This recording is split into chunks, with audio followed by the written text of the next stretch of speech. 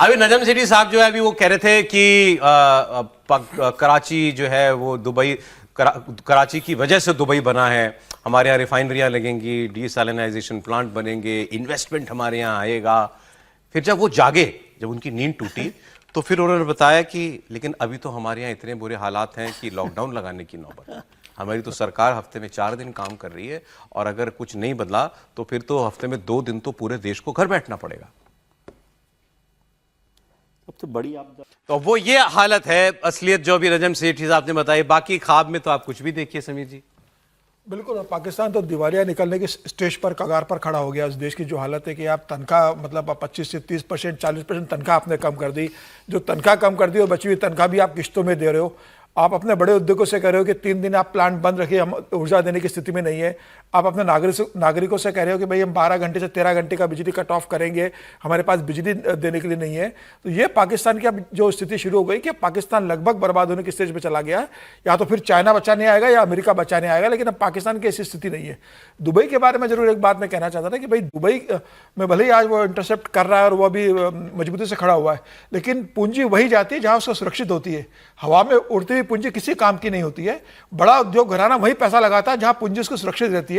आज दुबई को लेकर जो डर बैठ गया है कि आज तो आप ईरान से लड़ रहे हो और ईरान की कोई गारंटी नहीं कि वो 4 साल बाद, 3 महीने बाद, 6 महीने बाद फिर हमला कर देगा।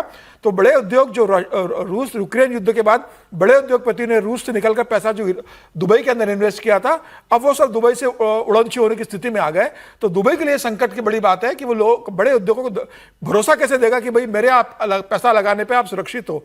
तो मुझे लग रहा है एक बड़ा संकट दुबई के सामने खड़ा है। बड़े उद्योगपति वहां से अपना पैसा निकालना शुरू कर दिया। जो शेयर मार्केट टूट रहा है, प्रॉपर्टी दुबई की पूरी तरीके से टूट रही है। बड़े कंपनियां जो अपने हेड ऑफिस बना रही थी, अब वो वहां से शिफ्ट होने का सोच रही है कि अगर आज ईरान ने हमको धमकी दी है और यह धमकी बनी रही तो कैसा हम यहाँ व्यवसाय करेंगे। और उद्योगपति को तो व्यवसाय फ्री एटमॉस्फेयर चाहिए जहाँ व्यवसाय आराम से कर सके।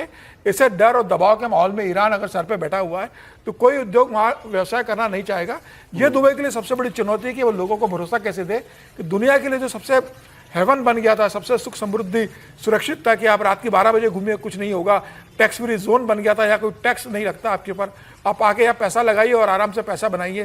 दुनिया के तमाम पोर्ट शिप्स वहाँ पर चेंज होते थे तमाम। अब उनके संकट है कि भाई ईरान से कैसे बचा जाएगा। ये वॉर खत्म भी हो जाए तो आपको लगता है कि फिर अभी लोग थोड़ा बचेंगे? अभी फिर हजारों करोड़ रुपए कंपनी तब लगाती है कि भविष्य सुरक्षित हो। अब जरा कुछ सारा अमेरिका का अपडेट, आपको ट्रंप का अपडेट दे देते हैं। क्यों ट्रंप जो है अपनी जल्दबाजी में दिखाई दे रहे हैं अभी तक? पहले तो ये कि उनको लगता है कि मुझे इसके बाद तो चुनाव लड़ना नहीं है। वो तीसरे टर्म के प्रयास में हैं कि मैं लड़ पाऊं, कुछ अपने कॉन्स्टिट्यूशन में बदलाव कर दूं, लेकिन वो इतना आसान नहीं है। तो अगर वो नहीं कर पाते हैं तो उनको पता है मेरा आखिरी टर्म है, मुझे इसके बाद इलेक्शन नहीं लड़ना। तो इसलिए बहुत ज्यादा पब्लिक प्रेशर की चिंता शायद ना करते हो, लेकिन वो परवाह ना करें। लेकिन जो है हालात वो तो बने हुए हैं और वो ये हैं कि ये अपनी आप ही 5.5 साल हो गए इनको, पहले 4 साल मिला लीजिए और 1.5 साल ये सबसे खराब दौर में गुजर रहे हैं। ईरान की जंग के बीच में ट्रंप की लोकप्रियता लगभग खत्म हो चुकी है। जो आंकड़े वहां पर आ रहे हैं, ट्रंप की नेट अप्रूवल रेटिंग -17 है। -17 नेट अप्रूवल रेटिंग है और ये इतनी बड़ी ये जितने निचले स्तर पे ये पहुंची हुई है, अमेरिका के इतिहास में किसी राष्ट्रपति की इतनी खराब अप्रूवल रेटिंग आज तक नहीं हुई जहां पर ये पहुंचे हुए हैं। इसमें जिमी कार्टर, रोनाल्ड रीगन, जो इनके वॉर टाइम प्रेसिडेंट्स भी हैं, उन सब की, जो बाइडेन, सबका नाम लिया गया, ओबामा, बुश। सबसे खराब इस वक्त अगर पोल्स में नतीजा आ रहे हैं तो वो डोनाल्ड ट्रंप के नाम पर आ रहे हैं। जनता इनसे इतनी ज्यादा नाराज है और मिडिल ईस्ट की जंग में जैसे ये फंसे फंसे से नजर आ रहे हैं, रोज नए नए स्टेटमेंट भी दे रहे हैं। इनको लग रहा था कि ईरान कुछ दिनों में जो है वो सरेंडर कर देगा, लेकिन 1 महीना हो गया, वो होता हुआ दिखाई दे नहीं रहा। ट्रंप के खिलाफ अब अमेरिका की पब्लिक का गुस्सा बढ़ता जा रहा है। ट्रंप की पॉलिसीज, ईरान की जंग, महंगाई, इमिग्रेशन पॉलिसी, ऐसी तमाम मुद्दों को लेकर जनता सड़कों पर है।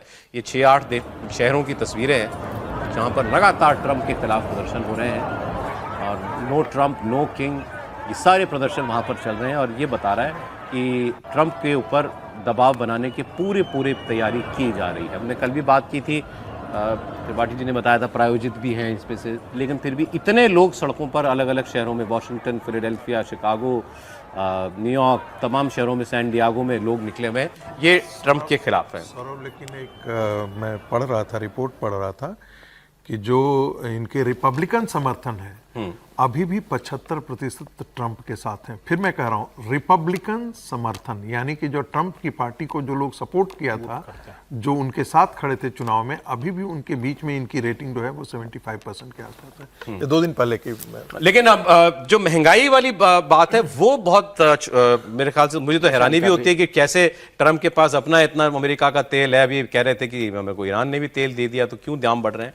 $4 पर गैलन पे पहुंच गए हैं। 2022 में जब यूक्रेन की लड़ाई हुई थी उसके बाद पहली बार $4 के ऊपर पेट्रोल का, गैसोलीन मतलब पेट्रोल, वहां पर दाम वो पहुंच गया है।